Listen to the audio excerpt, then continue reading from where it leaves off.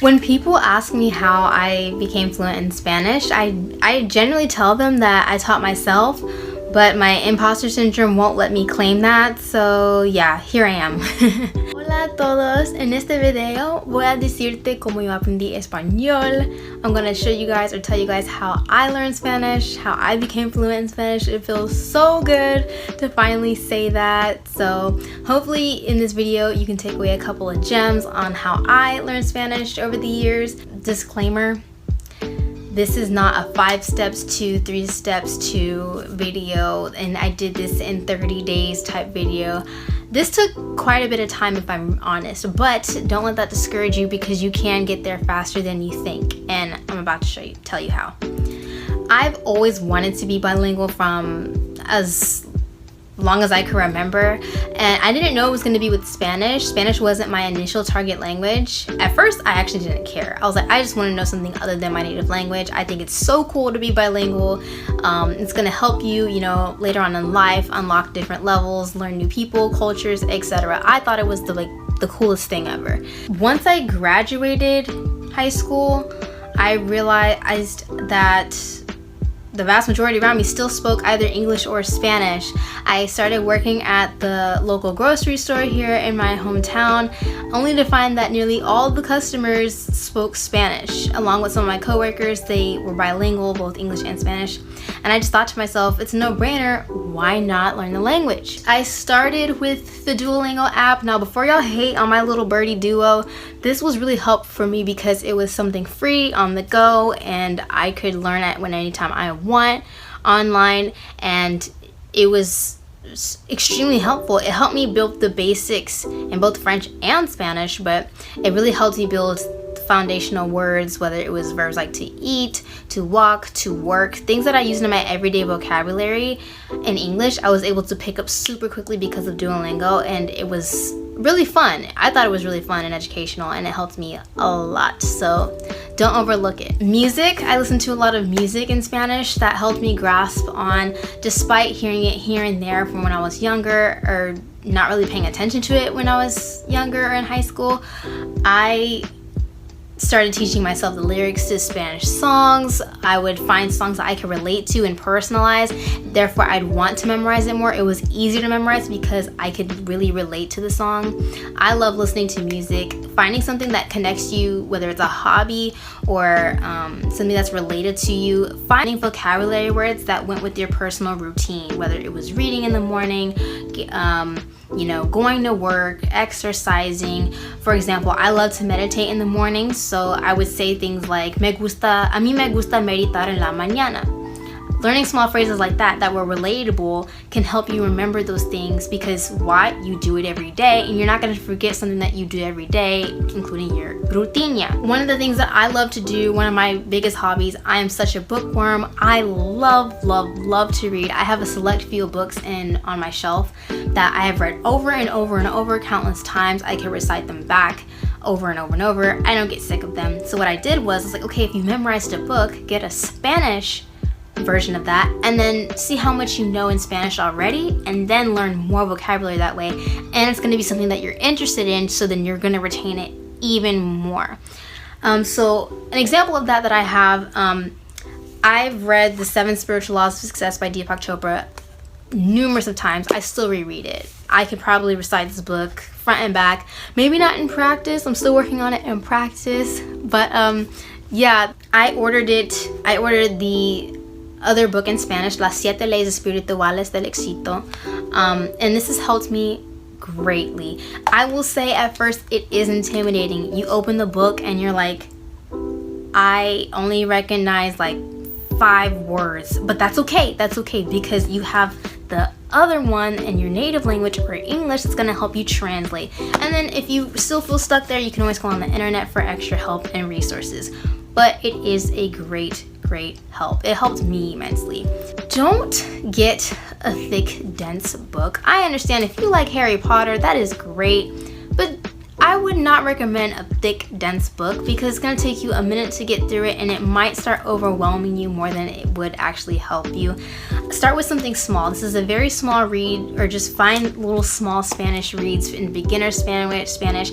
I even bought a couple like 3rd grade reading level, 4th grade reading level books in Spanish just to see where I was at, or even just to begin there. That was a great help as well. But don't add more work to yourself. You don't want to have to reteach yourself the book as well while trying to pick up on the language as well. I actually took a Lingota Sprint. I think it was last summer. I wasn't gonna do this until I kept seeing it over and over, and I thought, why not give it a try? Now, for those of you who do not know what Lingota is an online language school with certified classes with the native speakers of the target language that you want to learn.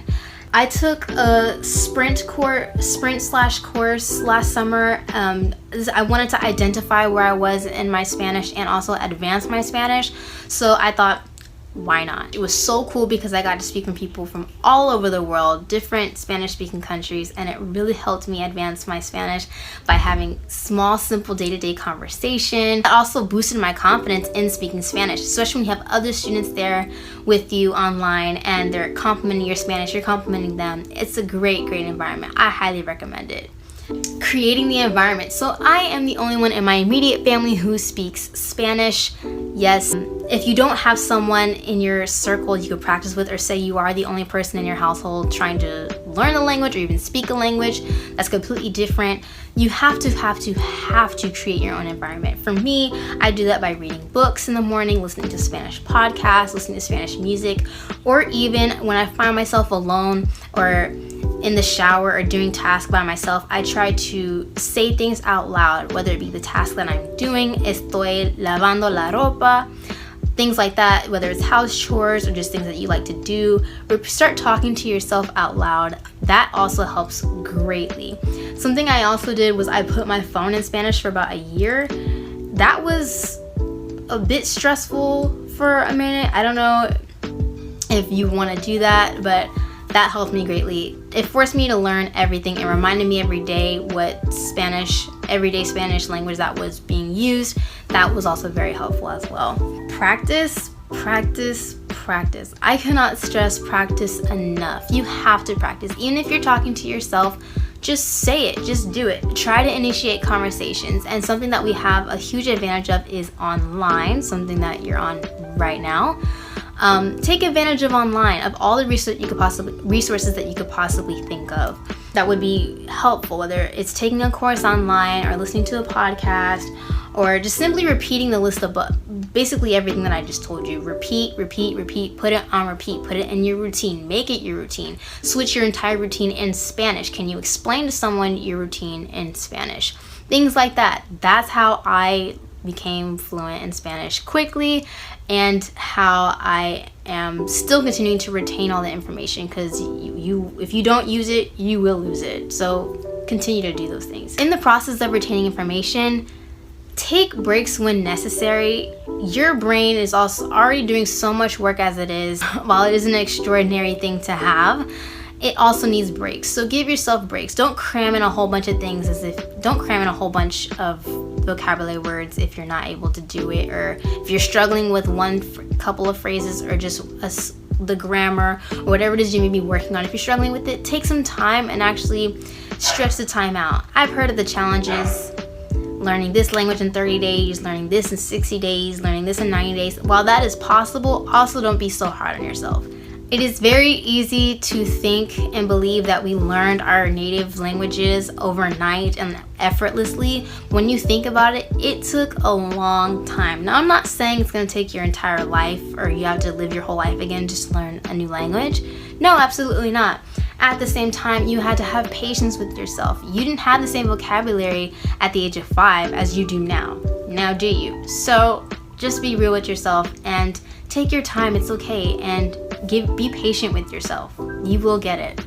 I promise. Put in the work and be consistent. You have to put in the work. If you're not keeping a steady pace or being consistent with your studies, whether it's flashcards, reading, or just repeating your routine every day in your target language, you're not gonna get there as fast as you'd like. You have to be consistent. People fall off of their goals because they give up too soon. So no matter how much frustration or how many plateaus you come across, don't stop trying. Just keep going.